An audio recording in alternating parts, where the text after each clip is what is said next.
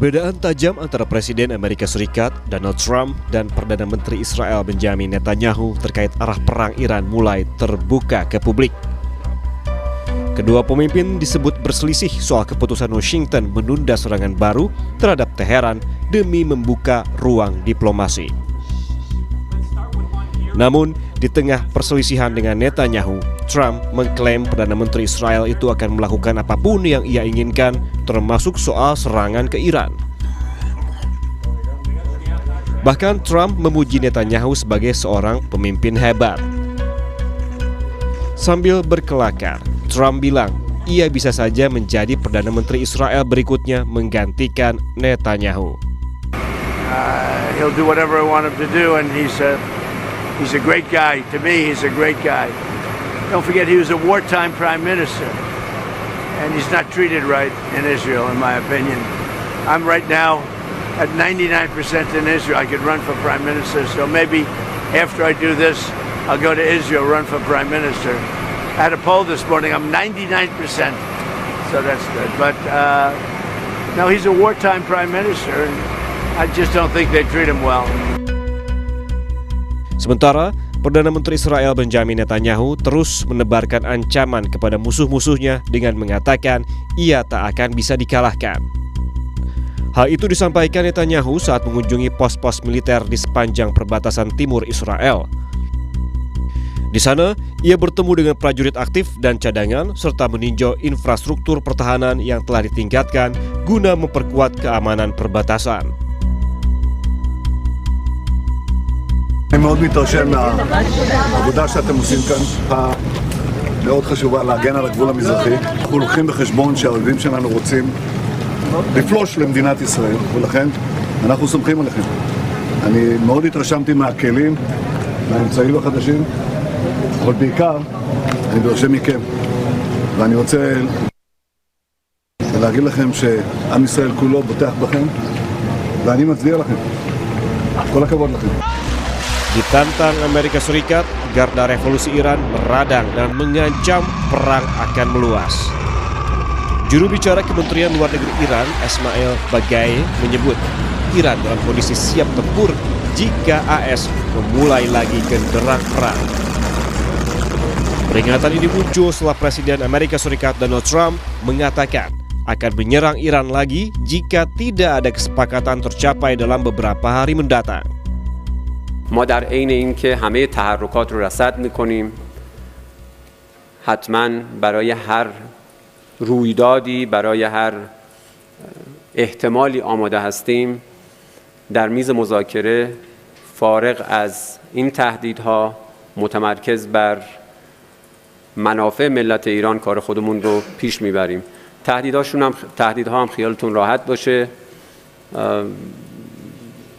ما متقابلاً در صورت کوچکترین خطایی از طرفای مقابل خوب بلدیم که چجوری جواب بدیم.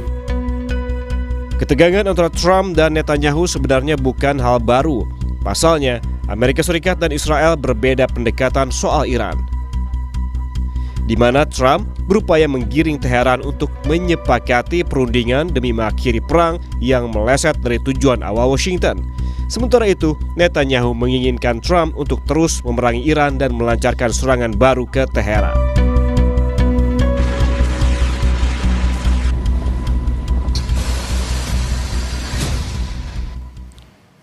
Perbedaan tajam antara Presiden Amerika Serikat Donald Trump dan Perdana Menteri Israel Benjamin Netanyahu terkait arah perang Iran mulai terbuka ke publik, di mana Trump menginginkan Teheran untuk menyepakati perundingan demi mengakhiri perang. Sementara Netanyahu menginginkan Trump untuk terus memerangi Iran dan melancarkan serangan baru ke Teheran. Lalu apa kepentingan kedua negara ini dalam memerangi Iran? Akan kita bahas bersama dengan pengamat Timur Tengah Mustafa Abdul Rahman dan dosen ilmu hubungan internasional Universitas 11 Maret Surakarta Septianto Galan Prakoso. Selamat pagi Pak Mustafa, Mas Galan. Pagi Mas Brimana. Baik. Saya ke Pak Mustafa terlebih dahulu. Pak Mustafa, Trump dan Netanyahu ini berbeda sikap soal Iran. Pak Mustafa? Ya, sepertinya Pak Mustafa sedang mengalami gangguan sambungan saudara di Zoom. Saya ke Mas Galan terlebih dahulu. Mas Galan, ini Trump sama Netanyahu beda sikap soal Iran tentunya ya. Trumpnya ingin diplomasi, kemudian Netanyahu pengennya perang berlanjut, bahkan sempat ribut di telepon katanya. Ini apa yang Anda lihat dari sikap kedua negara ini?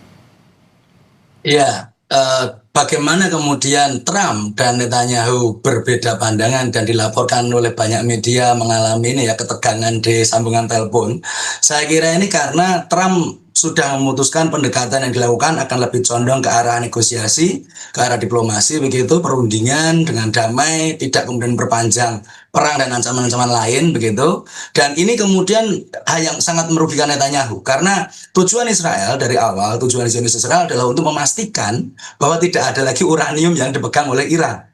Jadi bahkan ada satu sejarah menarik ketika kita kembali ke tahun 2015-2016 ya, ada JCPOA, jadi kesepakatan pembatasan uranium Iran waktu itu di era Obama, yang kemudian Iran harus menyerahkan sebagian uraniumnya ke negara ketiga, waktu itu Rusia begitu ya. Itu hanya bahkan cuma 300 kilo yang boleh dimiliki. Sekarang malah lebih besar gapnya, sebanyak 450 kg. Waktu tahun 2015 Israel aja memandang itu sebagai sesuatu yang sangat merugikan. Apalagi ketika sekarang di mana Iran diberikan kapasitas lebih banyak, sehingga ketika isu nuklir ini masih masih ada begitu ya, dan Israel pasti merasa terancam ketika Iran masih memiliki nuklir begitu. Saya kira tentu akan ada ketidaksetujuan, dan Trump hanya melakukan publicity stunt yang kemudian disampaikan kepada wartawan begitu supaya tenang, nanti Israel pasti nurut sama saya dan seterusnya. Tapi yang jelas isu ini menjadi satu pemisah begitu, satu hal yang mensegregasi bagaimana Amerika Serikat dan Israel ingin membawa perang ini ke depannya, karena sangat jelas Israel masih ingin terus perang sampai Iran mungkin kehabisan senjata begitu, atau memastikan kalau Iran tidak memiliki nuklir lagi begitu. Tapi bicara soal uranium tadi mungkin yang menjadi pengganjal ataupun kepentingan Israel dalam perang ini, apakah tidak bisa misalnya uranium ini dipisahkan dalam kesepakatan yang saat ini sedang disusun, misalnya paling tidak ini untuk menghentikan dulu lah serangan antara kedua negara, dan baru nanti uranium akan dibahas selanjutnya di kesepakatan lain. Bisakah seperti itu, Mas Galan? Yes. Ini menarik sekali Mas Brimana. Jadi sebenarnya kalau kita lihat proposal Iran yang paling baru, yang paling singkat ya, yang mungkin hanya 4 poin, itu sudah nggak ada bahasan khusus terkait uranium dan nuklir. Mereka menyatakan ini bisa dibahas di lain hari, sekarang kita fokus menghentikan perang, kemudian membuka Selat Hormuz, menghentikan perang di semua front termasuk Lebanon ya, kemudian buka Selat Hormuz, Amerika ganti rugi, dan aset Iran dicairkan sedikit-sedikit, begitu yang dibukukan dicairkan. Nah, tapi justru Trump malah ingin mendekati ini dari sisi yang berbeda kelihatannya. Jadi dia memastikan kalau uranium ini selesai, maka kesepakatan yang lain akan mengikuti. Atau sebaliknya, jadi perwakilan Iran juga kemudian menunggu Trump untuk memberikan feedback etikat bagaimana respon Amerika Serikat terhadap tuntutan Iran, dan jawabannya justru malah ada kemajuan terkait uranium. Ini saya kira sebagai akibat dari audience cost ya. Jadi ada sebuah konsep dari James Fearon itu audience cost, di mana Trump sudah menyampaikan sesuatu yang kemudian kita ingin kemudian mengakhiri perang, kita sudah menang, narasi Amerika seperti biasa ya, narasi Trump seperti biasa. Tapi kalau tidak dilaksanakan, dia malu sendiri, gitu ya. Dia malu sendiri dan akan mengurangi peluang dia di pemilu setelah, akan kemudian membuat publik semakin tidak percaya pada dia, akan kemudian melihat bahwa dia ini pemimpin yang semakin pelin-pelan gitu ya, mencela-mencela begitu, sehingga apa yang kemudian dia cari adalah bagaimana kemudian alternatif kesepakatan dengan Iran di semua lini.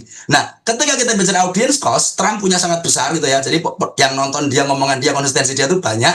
Meanwhile, sementara itu Netanyahu hampir tidak punya audience cost di global, karena kita sudah tahu Israel pasti kontra Iran dan pengen perang dan pengen meluluh-lantakkan Iran seperti itu. Dan ketika ini menjadi bertabrakan, saya kira ya jelas ketika ada perpecahan di antara dua pemimpin negara agresor ini. Baik, ada audience cost di sana yang kemudian memaksa Amerika Serikat mau tidak mau ya harus menghentikan perang gitu ya, karena sudah diomongkan dari jauh-jauh hari. Saya ke Pak Mustafa, tadi sempat terputus Pak Mustafa. Tadi Mas Galan bilang bahwa perbedaan antara Amerika Serikat dan juga Israel ini soal perang melawan Iran ini semata-mata Israel masih punya kepentingan soal uranium di Iran. Apakah memang hanya itu saja Pak yang kemudian mendorong Israel untuk pengennya tetap ada perang di Amerika Serikat dan juga Iran? Ya, kalau kita bicara konteks terjadinya perbedaan pendapat antara Trump dan Netanyahu, ini kita kembali kepada tujuan strategis perang itu sendiri. Sebetulnya kalau kita berbicara tujuan strategis dari perang ini antara Amerika dan Israel itu adalah sama, yaitu perang ini harus dilaksanakan secara cepat dan bisa mengubah rezim dan kemudian bisa menghancurkan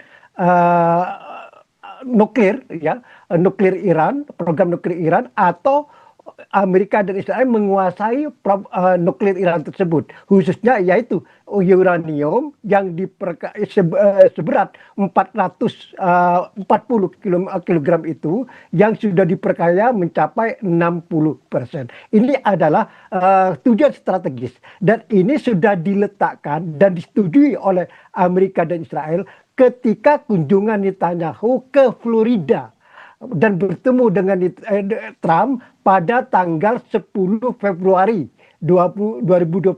Jadi keputusan perang itu diambil di Florida ya. Kemudian terjadilah perang mulai tanggal 28 Februari tersebut. Tapi melihat jalannya perang dan hasilnya perang, kan tujuan strategis yang ditarget oleh Amerika dan Israel kan gagal total. Yaitu misalnya akan melakukan rejim change, perubahan rejim di Iran, dan kemudian bisa mempercepat Iran takluk dan kemudian bisa menguasai fasilitas nuklir ini kan tidak terjadi sama sekali.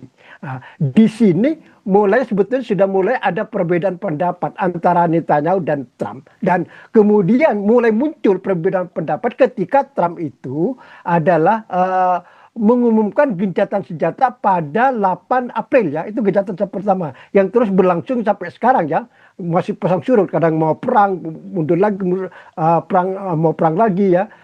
Puncaknya adalah ketika Trump itu menjawabkan karena ini deadlock ya.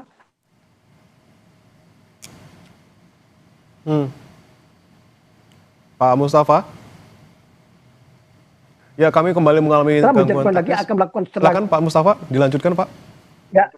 Ya, tapi tiba-tiba Trump membatalkan lagi atas permintaan 3 negara Arab Teluk, yaitu Arab Saudi, Qatar, dan Uni Emirat Arab. Nah, di sini kemudian Trump menelpon Netanyahu, dan dalam pembicaraan telepon tersebut terjadi ketegangan antara keduanya ya, karena Israel sudah siap melakukan serangan lagi kalau Amerika jadi melakukan serangan gitu kan. Tiba-tiba membatalkan lagi Trump secara mengejutkan di mata Israel, maka Netanyahu marah saat itu, kecewa sekali sama Trump. Maka di sini kita berbicara sebetulnya di antara sekutu Amerika itu ada 2 sayap ya. Kalau kita sebut 2 sayap, ada sayap Israel, ada sayap negara-negara Arab Teluk seperti Arab Saudi, Uni Emirat, Qatar, dan seterusnya ya. Nah, ketika awal perang dulu Amerika ini lebih mendengar Israel, tapi terakhir-terakhir ini ketika jalannya perang itu sudah tidak menguntungkan Amerika, tadi sudah disebut ya, bahwa ada audience cost dan seterusnya itu kan ya, Trump mulai berubah. Trump mulai lebih mendengar ke sekutu satunya lagi, yaitu Arab Teluk ya, yang mendorong supaya tetap menggunakan jalur diplomasi dan kemudian plus Pakistan. Mengapa? Karena komunikasi antara Iran sama Amerika yang dimediasi oleh Pakistan ini kan masih terus berlanjut dan cukup membuahkan hasil yang lumayan mengharapkan lah. Kan ada beberapa konsesi oleh Amerika yang diberikan oleh Iran kepada Iran. Ya, Pak Mustafa, koneksinya kembali putus. Pak Mustafa, kita akan coba perbaiki ke Anda. Ya, Pak Mustafa, kita akan nanti coba perbaiki di belakang dulu Pak untuk koneksi Pak Mustafa. Saya kembali ke Mas Galan dulu. Mas Galan, ada pandangan dari Pak Mustafa tadi bahwa saat ini mungkin Amerika Serikat akan lebih mengarah ke sekutu yang lainnya gitu ya, untuk Arab Teluk, di mana pada hari Senin sempat mau nyerang, tapi kemudian karena diminta oleh negara-negara Arab Teluk, ada Qatar, Arab Saudi, Uni Emirat Arab, ini kemudian jadinya diurungkan seperti itu serangannya. Betulkah memang saat ini Amerika Serikat memang mengarah ke sekutu yang lainnya, atau opsi selain perang ini menjadi yang utama, dan bagaimana kemudian Amerika Serikat masih punya pengaruh ataupun kekuatan untuk bisa mengendalikan Israel dalam konflik ini? Dari pertanyaan Mas Bagaimana ini yang saya bisa mungkin sampaikan, mungkin dari opini saya sendiri ya. Sebenarnya kalau kita bicara ini juga sudah bisa dilihat dengan hitung-hitungan yang simpel begitu. Saya sepakat dengan Pak Mustafa karena sangat banyak sekali kepentingan yang ada di Timur Tengah, dan pastinya negara-negara Teluk itu juga tidak mau terus-menerus terancam drone dan juga rudal-rudal Horamstar dan juga rudal airborne dari Iran, sehingga mereka bisa kemudian memberikan persuasi kepada Donald Trump untuk menunda serangan dan malah kemudian menuju ke arah damai. Peran Pakistan juga tidak bisa lepas dari hal ini karena sangat menarik ketika Pakistan yang dipilih sebagai mediator. Pakistan itu punya perjanjian ya kerjasama pertahanan dengan Saudi Arabia, sehingga saya kira memang sangat-sangat bisa mengorganisasi apa yang menjadi sikap dari negara-negara Teluk, terutama ketika Saudi bersama dengan Qatar dan juga Uni Emirat bisa membujuk Trump untuk kemudian negosiasi begitu ya. Nah, apa yang kemudian menjadi hitung-hitungan begitu ya, apa yang kemudian menjadi bagaimana kenapa Amerika itu lebih memilih untuk mendekati jalan perundingan, karena ya untungnya lebih banyak kalau kemudian ini didekati dengan jalan perundingan, alih-alih kemudian tetap komitmen untuk menyerang Iran dan melakukan dengan komitmen pada Israel dan sebagainya untuk kemudian menghancurkan Iran dengan semaksimal mungkin seperti itu. Mending yang lain. Kenapa? Karena ketika kita bicara motif Amerika di Timur Tengah itu pasti ada dua. Yang satu investasi dia, yang kedua energi. Atau mungkin dibalik ya, mungkin yang pertama energi dulu, baru investasi dia.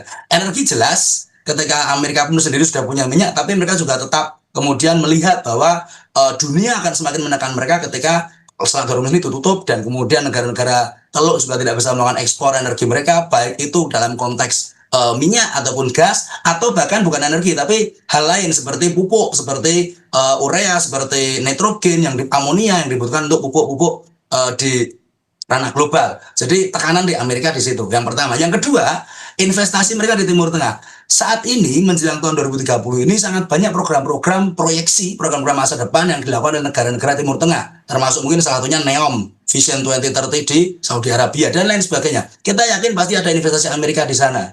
Belum lagi cuma aset-aset Amerika yang ada di Timur Tengah tersebar dari Kuwait, Uni Emirat, kemudian ya pusat data Amazon, kemudian bagaimana metaverse-nya Facebook dan lain-lain juga dibangun sebagian di sana. Nah, apa yang kemudian Amerika lihat adalah mending melindungi itu ke depan daripada kemudian tetap membabi buta menyerang Iran bersama dengan Israel. Ini satu hal yang sangat jelas. Tapi juga yang kemudian perlu kita tangkap dari apa yang kemudian Trump lihat adalah bahwa dia at least begitu ya, dia paling tidak sudah dalam tanda kutip menepati janjinya ke Israel untuk menyerang Iran, dan objektifnya meskipun tidak tersampaikan, tidak terpenuhi seluruhnya ya, ketika dia ingin menggulingkan pemerintahan dan menggantikan diktatorship rezim Iran ya. Apa yang kemudian terjadi ketika Ayatollah Khomeini kemudian tewas dari serangan, saya kira itu membuat Trump merasa bisa mengklaim short term win gitu ya, kemenangan yang singkat, yang kecil, tapi dia tetap bisa keluar-keluar, bisa sumbar begitu. Nah, hal ini tidak cukup buat Israel, itu jadi masalah. Sehingga kita bisa melihat meskipun Amerika ini menyatakan kita akan berusaha kalau Israel nanti pasti tunduk, pasti ngikut, Netanyahu pasti nurut sama saya. Saya tidak yakin hal ini bisa menjadi jaminan keamanan untuk kawasan sampai ke masa depan, karena kita tahu tabiatnya Israel begitu loh. Sekarang aja gencatan senjata dengan Lebanon mereka masih menyerang, itu kan sesuatu yang sangat-sangat rawan gitu. Saya seperti berdiri di atas kas yang tipis begitu kalau melihat dari situasi ini. Nah, ini dia, Amerika Serikat sebenarnya pengen berhenti gitu perangnya karena keuntungan lebih banyak daripada harus lanjut perang ke Iran. Tapi Pak Mustafa, kita lihat Israel ini selalu menjadi dalam tanda kutip biang onarnya. Kita sudah mau negosiasi, sudah mau mendingin gitu konfliknya, tapi kemudian Israel datang dan membuat onar lagi. Nah, jika dalam kasusnya di konflik sekarang ini, Pak Mustafa, kemudian apakah tadi benar Amerika Serikat bisa mengontrol Israel? Apapun yang Amerika Serikat inginkan Israel lakukan akan dilakukan oleh Israel, atau sebenarnya Israel juga masih punya kekuatan untuk melawan ataupun kekuatan untuk bertindak sendiri ataupun kekuatan untuk menekan Amerika Serikat untuk bisa menyerang Iran lagi? Betul, Mas. Jadi kartu Israel atau kekuatan Israel itu ada di tangan Amerika. Israel tidak akan berani melancarkan serangan ke Iran sendiri tanpa dukungan Amerika. Amerika tidak mungkin itu. Israel itu dengan Iran itu tidak berani Israel. Israel berani itu kalau dapat lampu hijau dari Amerika, seperti yang perang pertama ya, perang pertama tahun lalu itu kan, Israel kan pertamanya kan melancarkan serangan sendiri, tapi itu berani melakukan Israel karena ada lampu hijau dari Amerika, dan kemudian di saat-saat terakhir Amerika juga terlibat kan melakukan pengeboman terhadap situs-situs nuklir Iran. Jadi Israel saya anggap tidak ada apa-apanya Mas tanpa Amerika. Kekuatan Israel itu ada di Amerika. Maka betul apa yang dikatakan Trump bahwa Israel akan mengikuti apa saja yang saya inginkan. Itu memang itu kan jelas kan. Artinya Trump itu sudah terang-terangan tidak menggunakan bahasa diplomatis gitu kan. Jadi tidak mungkin Israel itu melancarkan perang sendirian tanpa Amerika. Satu, yang kedua, Israel itu konsep perang Israel itu Mas, itu harus berjalan singkat. Israel tidak bisa melancarkan perang panjang. Dan taktik Iran saat ini adalah melakukan perang panjang yang cukup berhasil ya. Tidak hanya melawan Israel, tapi melawan Amerika. Kemarin berlangsung sampai 40 hari. Kalau tidak diumumkan kejadian oleh Trump, akan berlangsung sampai sekarang gitu kan. Nah, Israel tidak mungkin. Israel secara geografis itu negara kecil Mas. Jadi negara Israel itu dari utara ke selatan itu panjangnya hanya 200 kilometer. Dari barat ke timur itu sekitar sampai 100 meter. Dan penduduknya itu kan hanya 9 juta Mas. 9 juta itu 20% adalah Arab. Jadi penduduk Yahudi itu antara 6-7 juta. Dalam kehidupan yang menengah ke atas atau ke atas. Jadi tidak biasa dia hidup dalam kamarnya dibongkar-bongkar itu. Tidak mungkin Israel itu hidup dalam waktu lama. Jadi Israel dalam konteks apapun, dilihat dalam segi apapun, dia tidak mampu melakukan perang panjang, dan Israel memang tidak biasa melakukan perang panjang di Timur Tengah. Coba misalnya di perang 6 hari, 667 itu hanya 6 hari. Kurang dari 1 minggu. Perang 73 itu hanya 3 minggu. Gitu. Ya. Tidak mungkin Israel itu berbulan-bulan gitulah. Oke, baik. Kemudian saya kembali ke Mas Galan. Mas Galan, memang mungkin Amerika Serikat inginnya, kalau kita baca gitu ya, pengennya sih perangnya berakhir. Tapi di sisi lain ini ada laporan dari Channel 14 di Israel gitu ya, bahwa mengungkap ada rencana detail soal rencana Amerika Serikat dan juga Israel untuk merebut uranium yang ada di Iran ini dengan operasi militer. Bahkan di sana Israel sempat marah gitu ya, karena bisa-bisanya rencana seperti ini bocor ke media. Jadi di belakang layar ini sebenarnya Amerika Serikat juga ingin loh operasi militer seperti itu, Mas. Itu saya ini ya, dalam konteks pemberitaan, terutama dari Channel 14, karena kan dari Israel ya, itu kami bisa menyikapi antara skeptis atau juga mungkin memang ingin saving face begitu ya.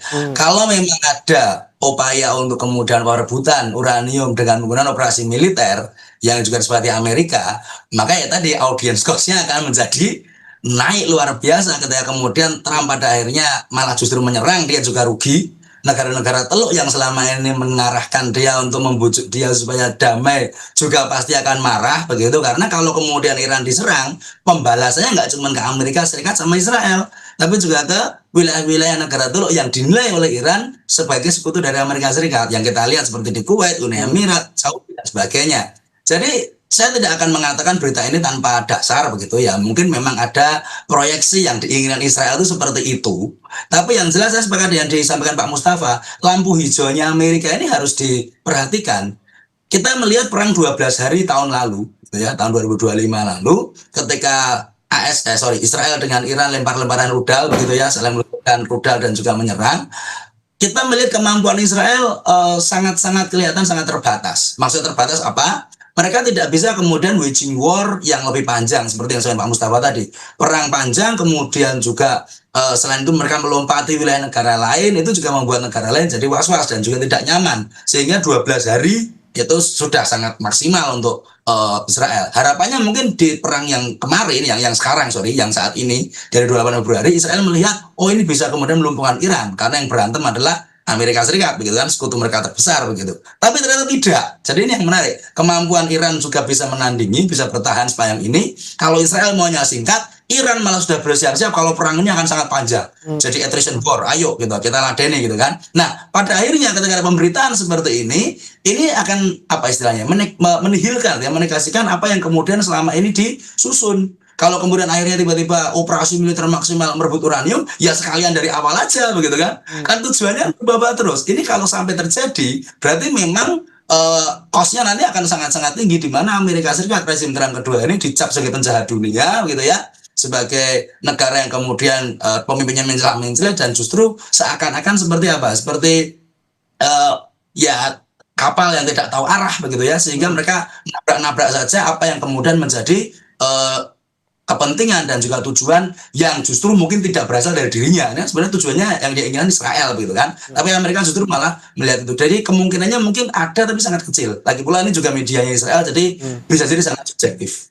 Oke, jadi saya ke Pak Mustafa. Ini kalau ke depannya Pak Mustafa, Anda melihatnya apa yang akan dilakukan oleh Amerika Serikat dengan mungkin tadi Iran yang sudah koar-koar bahwa kalau Iran diserang lagi, pembalasannya akan lebih besar, bahkan meluas hingga keluar kawasan Timur Tengah.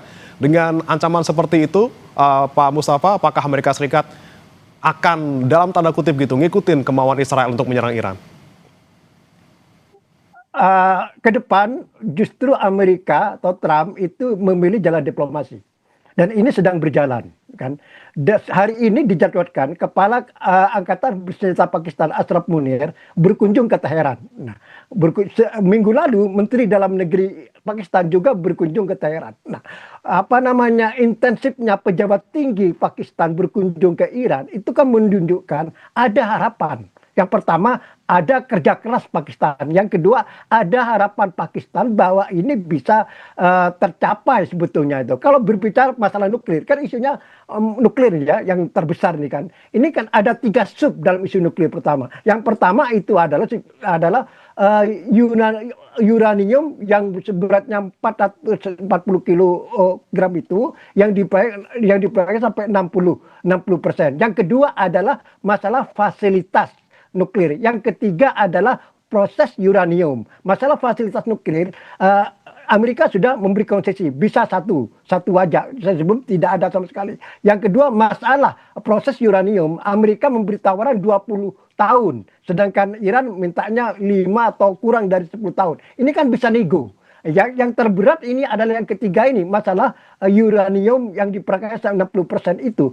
Amerika minta diserahkan ke Amerika. Tapi kemungkinan jalan tengahnya mungkin Iran itu akan menyerahkan ke dunia ketiga. Misalnya ke Cina atau ke Rusia. Jadi kalau sabar, dikasih waktu perundingan ini, akan tercapai, optimis akan tercapai, akan ada jalan tengah lah. Apalagi tekanan Amerika ya, dari negara-negara Arab Teluk, juga dari Pakistan, kemudian hubungan Amerika dengan Eropa, dengan sekutunya juga tidak baik, ke negara-negara Iran ini salah satunya. Jadi tekanan diplomatik yang luar biasa terhadap Amerika dan Trump ini sangat kuat sekarang. Dan yang terakhir, sesuai dengan yang diberitakan Fox News, bahwa jajak pendapat terakhir di Amerika, 60% responden di Amerika itu menolak kelanjutan perang ini. Jadi tekanan ini bertubi-tubi terhadap Trump, dan dalam waktu sama beberapa bulan ke depan Amerika akan menghadapi atau menyelenggarakan pemilu setelah.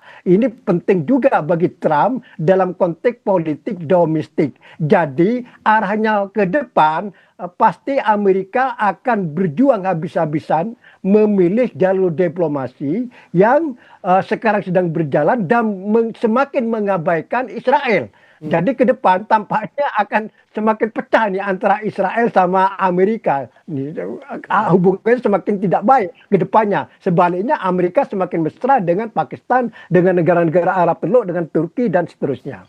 Oke, kalau pandangannya Mas Galan juga seperti itukah? Arah dari Amerika Serikat bakal diplomasi akan lebih jauh dari permintaan Israel? Ya, konteksnya adalah Iran ini menjadi sesuatu yang sudah menjadi dulu dalam daging gitu ya bagi Trump.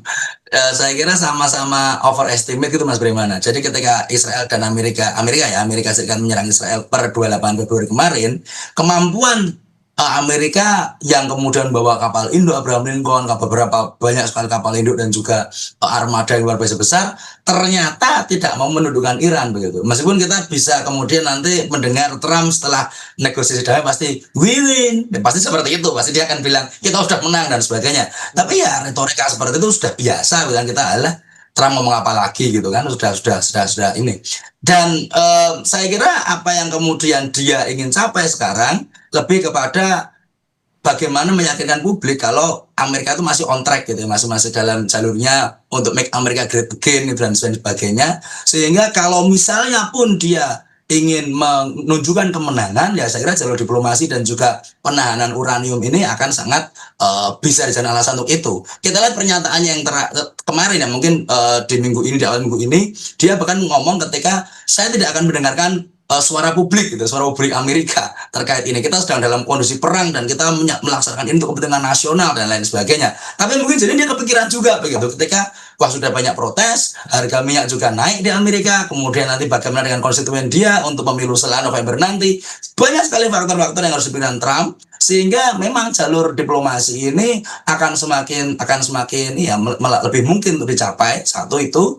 Yang kedua, jangan lupakan juga peran-peran dari negara-negara yang tadi membujuk ya, yang kemudian bisa merayu, mempersuasi Trump untuk diskusi aja, negosiasi aja, biar damai begitu ya. Dan saya kira itu juga harus diapresiasi ketika kemarin fase-fase gencatan senjata yang kemudian diwarnai dengan kunjungan Trump summit ke Beijing, ketemu Xi Jinping, kemudian bagaimana juga sebelumnya Abbas Araghchi dari Iran ketemu sama Putin dan juga Jinping juga. Nah ini pada masa itu mungkin mediator dalam hal ini Pakistan gitu ya, dan juga sebagian mungkin negara Teluk melakukan berbagai upaya diplomatik strategis, berbagai upaya diplomasi yang sangat-sangat intens untuk bisa kemudian ada komunikasi dan tukar tawaran itu antara Iran dan Amerika. Dan mungkin itu akan berhasil. Sampai sekarang kita melihat perkembangan terbaru, Kepala Staf Angkatan Darat Pakistan itu nanti Asif Munir itu akan berkunjung ke Teheran, dan kelihatannya ini momentum yang digunakan untuk kemudian memastikan kalau Iran akan juga bisa mencapai titik sinkron dengan apa yang menjadi feedback dari Amerika sebelum ada perubahan pikiran lagi dari Trump seperti itu. Jadi memang ya saya sepakat dengan Pak Mustafa dan menjadi satu hal yang lebih rasional bagi Trump ketika rasional choice-nya adalah untuk mencapai perdamaian dengan cara diplomasi, meskipun nanti mungkin ada perpanjangan waktu lagi, kita nggak tahu, proyeksinya 30 hari untuk memastikan isu-isu lain atau terkait Selat Hormuz, terkait berbagai macam hal yang menjadi urusan teknis itu akan kemudian diselesaikan. Karena kabarnya juga nggak ada reparasi perang oleh Amerika, gitu. Amerika nggak mau nuker kerugian perang, tapi dia akan mencairkan asetnya Iran sekian persen, macam-macam. Jadi mungkin aspek teknis ini yang akan dibahas dalam beberapa hari ke depan.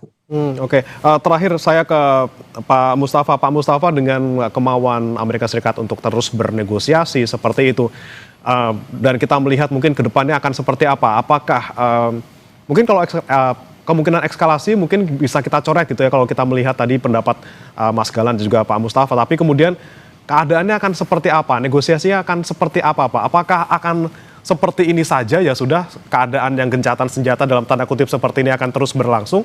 Ataukah bisa maju gitu, Pak? Misalnya Selat Hormuznya kemudian kembali ke titik awal sebelum ada perang, atau seperti apa kalau menurut Anda? Ya, perkembangan terakhir terkait komunikasi antara Iran dan Amerika dengan mediasi Pakistan. Ini Pakistan bersama negara Arab Teluk termasuk Turki menyiapkan semacam deklarasi prinsip, kesepakatan deklarasi prinsip atau apa namanya ya, yang bisa ditandatangani oleh Amerika dan Iran untuk mengakhiri perang ini. Kemudian setelah deklarasi prinsip ini, kalau bisa disebut deklarasi prinsip ini ya, setelah ditandatangani, Iran dan Amerika akan berunding selama 30 hari ke depan untuk membahas atau merundingkan isu-isu yang lebih detail lagi, termasuk nuklir ya, isu nuklir Selat Hormuz.